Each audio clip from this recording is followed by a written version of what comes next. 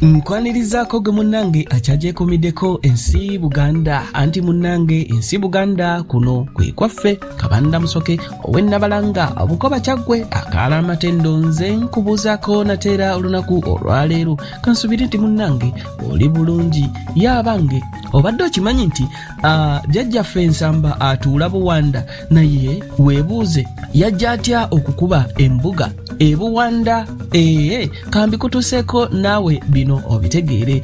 Katumba Nsamba yasooka kumukuumira Lubowa mu bitundu by'e Nakigalala awo akatundu kayitibwa Nazigo era wano we yazaalira n'omwana we ayitibwa Bikwaya. Ng'akyali wano yatemererwa eggambo eri Kabaka Kimera nti yali ategeka okumutabaala naye nno bino Nsamba bwe yabiwulira n'abibuulira Katumba era kwe kumugamba basenguke beeyongereyo Kabaka bamubeere wala. Ekyali kivaako nno obuzibu gwali mubala ogwali gugamba nti kabula kata Nsamba ali obwakabaka. Bwe baava e Nakigalala bakwata lidda ku nnyanja era bayitira Buzindeere. Ekitundu nno kino kiriraanye n'awali ekisaawe ky'ennyonyi ekipya eky'Entebbe. Wano we wasangibwa obutaka bwa mutabani we Nfuufu obwasooka anti kati bwadda Kasozi Babenga mu Butambala. Wano baamalirawo ddala ebbanga n'azaalirawo n'abaana abawera. Wano Katumba we yaweera mutabani we Jumba ogw'okulabirira Nsamba ye waataali.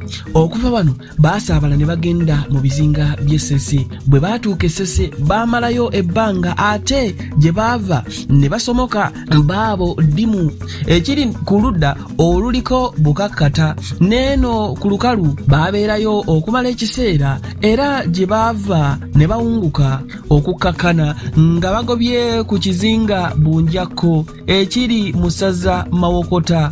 Nsamba eno gye yayitanga abaana be abamu baasigalanga eyo okugeza Ssemaganda yasigala Ssese mu bizinga. Kalwanyi ye yasigala Ddimu ate abalala baatambula ne basensera mu bitundu bya Buddu era ne bafunamu n'obutaka bwabwe na buli kati era nga bukyali eyo.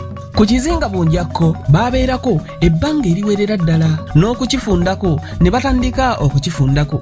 Amawulire g'ekizinga kino Bunjakko okufunda nga Jumba n'Ensamba tebakyakijjako bwe gaatuuka eri Kabaka Kimera kwe kulagira Nsamba awungulwe atwalibwe ku lukalu. Ekyakolebwa ng'atuuse nno ku lukalu Jumba yamuwerekerako n'amutuusa mu kiti kya Jumba era wano we baayawukanira. Jumba n'addayo e Bunjakko ate ye Nsamba ne yeeyongerayo mu maaso. Nsamba bwe yatuuka ku mutala Buwanda mu kifo ekiyitibwa Lukonge n'ayagalawo nnyo era n'asengaawo. Wano nno we yakuba embuga ye na buli kati we wali embuga ya Nsamba enkulu.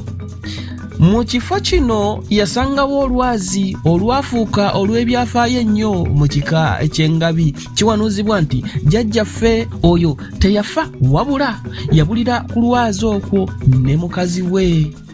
Ng'atuuse e Buwanda yasindika mutabani we Wamala Muwonge n'alya omutala ejjalamba era n'akuba eyo embuga ye na buli kati.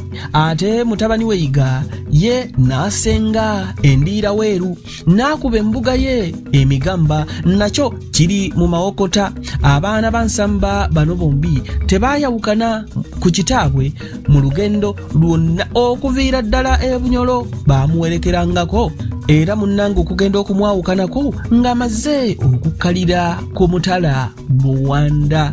Abange ebyo nno byensobodde okukutuusaako olunaku olwaleero ebikwatagana ku kika eky'Engabi. Ninda mu kitundu ekirala ng'ate nkwongerayo mu birala ebikwata ku kika eky'Engabi. Nzize Nnabalanga Bukoba Kyaggwe akaala Matendo.